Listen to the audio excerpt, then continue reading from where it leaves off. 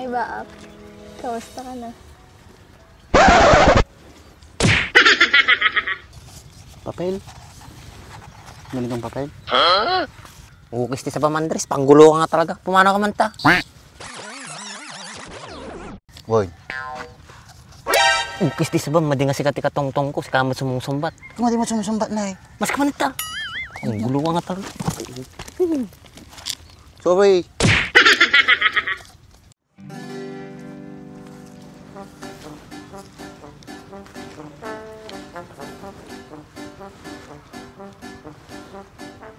Sayang. Hindi ko man lang nakita at nakausap si Baak. Bro, Baak. Sakto, Rajison na yung nakatugaw. Tungtunga ma.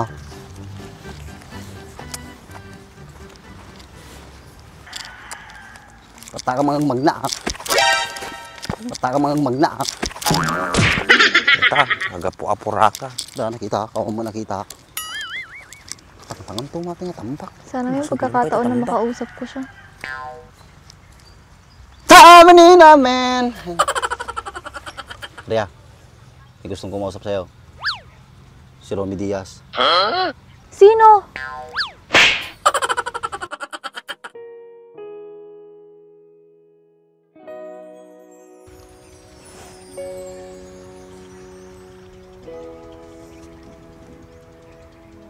Hi, Baak. Kamusta ka na? Ito, okay lang naman. Eh ikaw, kumusta ka na? Ito, okay lang din naman. Saka nga pala, Baak. May sasabihin ako sa'yo. Yan na ibagam. Importante bata. May balak na kasi ako ulit mag-abroad eh.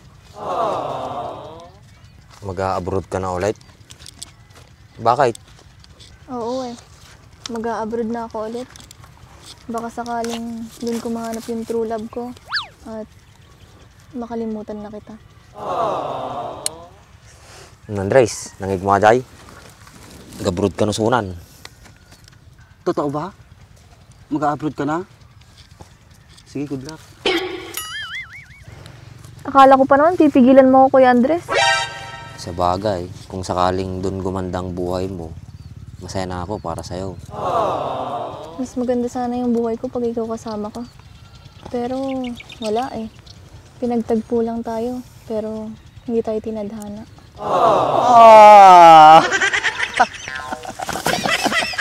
Ang sweet. Sayang. Kaya anang arod no, iso ti gasat. Talaga kasta alangan mit nga ipilit ta ti maday. Kaya nga magpapakalayo ako eh. Kasi kapag nandito ako, hindi kita kayang kalimutan. Eh, kailan mo balak umalis? Nag-aayos pa lang ako ng papel ko eh. Papel? Ganitong papel? Ukis ti sa pamandres, panggulo ka nga talaga. Pumano ka man ta? Ano, kaya mo tulad ka to di airport. Boy. Ukis ti sa bam, madi nga si katika tongtong ko, si kamat sumusumbat. Kung madi mo sumusumbat na eh. Mas kaman ta. Ang gulo ka nga talaga.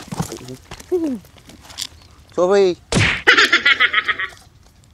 Kung ihahatid mo pa ako, baka magkaiyakan pa tayo sa airport. Wag na lang. Maria, ako na lang magtitay sa airport para magtawanan tayo doon. Ukis ti sa bam, ti kalagtal na, tarabitab ka nga talaga, si kamat sumusumbat. Wag na lang, Kuya Andres. Baka pagkamalan pa nila akong may kasama akong baliw.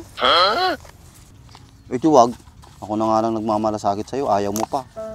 Gagamitin na sana natin yung sidecar ko. Libre pa yon. Pigsa tamam talaga, Andres. Apay, dati nakita mga tricycle J pang international airport niya. Ay, pang international ba? Mga lalaki na pang local lang. Kuya Andres, pwedeng umalis ka muna dito para makapagpaalam mo ka ng maayos kay Baak. Bakit mo ko pinapaalay?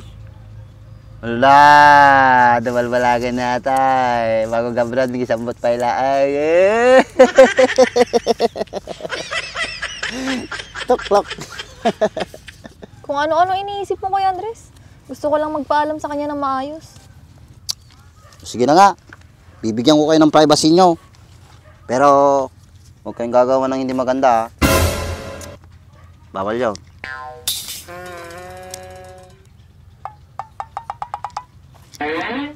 Bawal yun ah.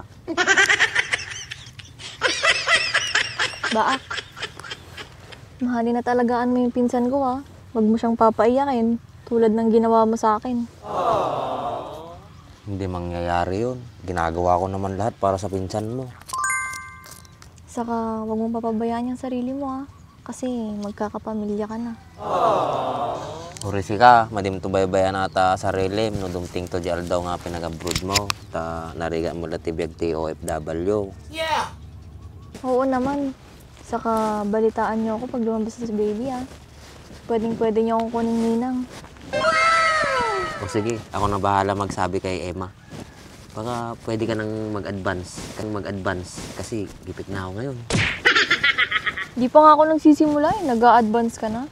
Saka na, pag nandun na ako. Kumbaga mata, asahan ko yan. Oo. Sige Baak, dyan ka na ha. Luluwas pa kasi ako Maynila mamaya eh. Ayusin ko yung mga papel ko. O sige, ingat ka. Sige Baak, dyan ka na. Gusto mo, hatid na kita sa bahay niyo? Huwag na, kaya ko naman mag-isa eh.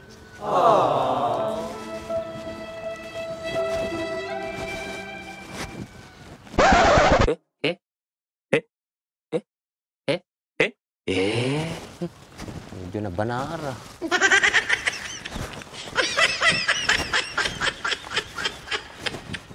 Hala, may hawak ko yata sa kanya. Ang baho!